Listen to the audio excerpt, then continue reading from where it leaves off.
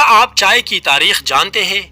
چائے دنیا میں پانی کے بعد سب سے زیادہ پیا جانے والا مشروب ہے، جو دنیا کے ہر خطے میں الگ الگ طریقے سے تیار اور استعمال کیا جاتا ہے۔ یہ مشروب دنیا بھر میں کافی سے بھی زیادہ مقبول ہے۔ چائے کا اصل خطہ چین کا جنوبی مغربی علاقہ ہے، جہاں ہر سالانہ 1.6 ارب پاؤنڈز چائے پی جاتی ہے۔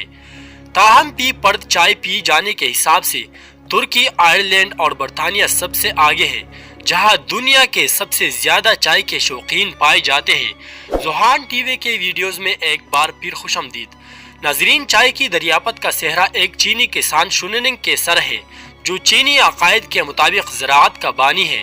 اپنی ایک مذہبی سفر کے دوران اس نے غلطی سے زہر سے بھرا ایک جڑی بوٹی 72 بار کھا لی، جس کے بعد وہ مرنے کے قریب پہنچ گیا۔ اسی وقت ایک پتا ہوا میں اڑتا ہوا شونننگ کے منہ میں چلا گیا۔ شونننگ نے اس پتے کو چبا لیا اور اسی پتے نے اسے مرنے سے بچا لیا۔ یہی پتی چائے کا پتا تھا، جو آگے چل کر دنیا کے مقبول ترین مشروب کی حیثیت اختیار کر گیا۔ گو کہ چائے کسی بھی زہر کا تریاق نہیں ہے، تاہم شونننگ کی اس کہانی کے باعث جیسے مورخین ایک داستان بھی قرار دیتے ہیں، چائے چینی مذہب، عقائد و روایت میں ایک اہم درجہ رکھتی ہے۔ ماہرین آثار قدیمہ کے مطابق چائے کی پہلی کاشت اسی خطے میں تقریباً 6000 سال قبل کی گئی تھی۔ اس وقت مصر کی فراعین کو اہرام مصر تعمیر کرنے میں بھی ابھی 1500 سال کا عرصہ باقی تھا۔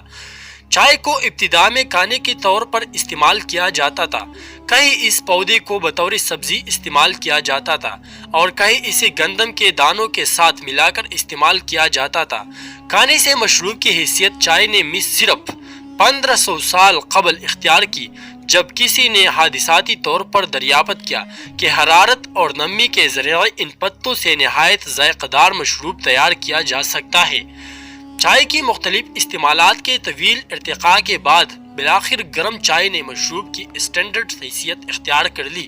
اس وقت چائے کے بعد سارے پتے لے کر انہیں پیس کر پاؤڈر کی شکل دینے کے بعد گرم پانی میں ملایا جاتا ہے، جس کا ابتدائی نام موچا یا میچا تھا۔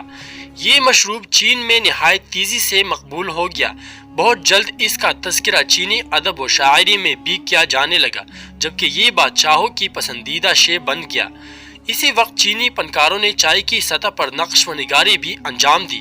اسے آپ آج کے زمانے کے جدید کافی آرٹ کی ابتدائی شکل کہہ سکتے ہیں۔ یہ وہ دور تھا جب ریشم اور چینی مٹی کے برتنوں کی تجارت نے چین کو اہم تجارتی طاقت بنا رکھا تھا۔ بہت جلد ان دو اشیاء کے ساتھ چائے بھی چین کی اہم تجارتی شے بن گئی اور بڑے پیمانے پر چین سے اس کو خریدا جانے لگا۔ 9ویں صدی میں ایک جاپانی راہب اس پودے کو بطور تحفہ چین سے جاپان لے کر آیا۔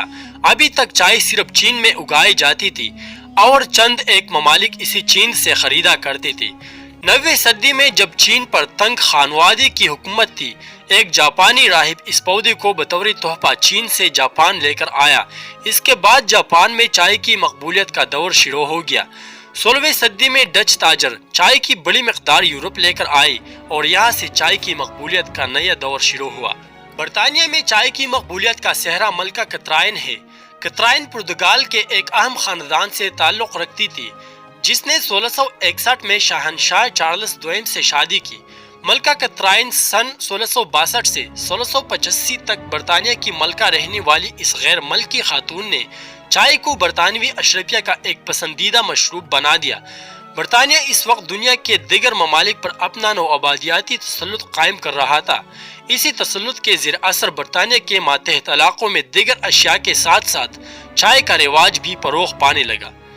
سن 1700 تک چائے یورپ میں کافی سے 10 گنا زائد فروخت کی جا رہی تھی، جبکہ ابھی تک اس کی کاشت صرف چین میں کی جا رہی تھی۔ اس دور میں چائے کی تجارت ایک منافع بخش کاروبار بن چکی تھی اور بڑے بڑے سمندری جہاز صرف چائے کی کیپوں کو ایک سے دوسرے ملک پہنچایا کرتے تھے۔ ابتدا میں برطانیہ چائے کو چاندی کے سکوں کے عوض خریدا کرتا تھا، تاہم یہ سودا اسے مہنگا پڑنے لگا۔ اسی دوران اس نے چین کو چائے کے بدلے افیم دینے کی پیشکش کی، جیسے چین نے قبول کر لیا اور یوں دونوں ممالک میں چائے اور افیم کا تبادلہ ہونے لگا۔ 19ویں صدی میں چین اور برطانیہ کے درمیان چائے اور افیم کا تبادلہ ہونے لگا، تاہم بہت جلد اس تجارتی تبادلے نے چینی شہریوں کی صحت پر بدترین منفی اثرات مرتب کرنا شروع کر دی۔ چینی افیم کے نشے میں مستقل دھت رہنے لگے۔ سن 1839 میں ایک چینی حکومتی عہدیدار نے افیم کی ایک بڑی برطانوی کیمپ کو تباہ کرنے کا حکم دیا۔ یہ اقدام ان دونوں اقوام کے درمیان ایک جنگ کے آغاز کا باعث بن گیا۔ سن 1842 میں قند خانوادے نے برطانیہ سے شکست کے بعد ہانگ کانگ کی بندرگاہ انگریزوں کے حوالے کر دی۔ چائے کی تجارت دوبارہ بحال ہو گئی، لیکن اب اس میں چین کی مرضی کی شرائط شامل نہیں تھے۔ اس جنگ نے چین کی معاشی حیثیت کو خاصا متاثر کیا۔ برطانوی ماہر حیاتیات رابرٹ پرچون برصغیر پاک و ہند کو اپنا محکوم بنانے والی برٹش ایسٹ انڈیا کمپنی چائے کی فصل پر اپنی اجارہ داری قائم کرنے کے لیے خود اسے اگانا چاہتی تھی۔ اس مقصد کے لیے ایک برطانوی ماہر حیاتیات رابرٹ پرچون کو مقرر کیا گیا کہ وہ کسی طرح ایک خفیہ آپریشن کے ذریعے چین سے چائے کے پتے چرا کر لے آئے۔ رابرٹ اپنا بہروپ بدل کر چین میں چائے کی کاشت کرنے والے پہاڑوں میں ایک خطرناک مشن پر نکل گیا۔ یہاں سے اس نے چائے کے پودوں کو بھارت کے علاقے دارجلنگ میں اسمگل کیا۔ بعد ازاں دارجلنگ میں بھی مقامی طور پر چائے کی کاشت کا آغاز کر دیا گیا۔ ترکی کی مٹی رائز چائے سے لے کر نمکین تبتن مکھن والی چائے تک یہ مشروب دنیا بھر میں بے پناہ مقبول ہے اور روزانہ اس کا استعمال زندگی کا اہم حصہ ہے۔ دنیا کا ہر علاقہ اسے اپنی روایات کے مطابق تیار اور استعمال کرتا ہے۔ مختلف زبانوں میں اس کا نام بھی مختلف ہے، تاہم چائے کی جسم اور دماغ کو تازہ دم کرنے اور فرحت بخش احساس دلانے کی خاصیت یکساں ہے۔ دوستو، یہ تھا ہمارا آج کا انفارمیٹیو ویڈیو۔ امید کرتا ہوں ویڈیو آپ کو اچھی لگی ہوگی۔ اگر ویڈیو اچھی لگی ہے تو ویڈیو کو لائک کر دیں اور چینل کو سبسکرائب کر دیں، ساتھ میں لگی گھنٹی کے نشان پر پریس کر دیں تاکہ ہماری نئی آنے والی ویڈیوز آپ کو سب سے پہلے مل سکے۔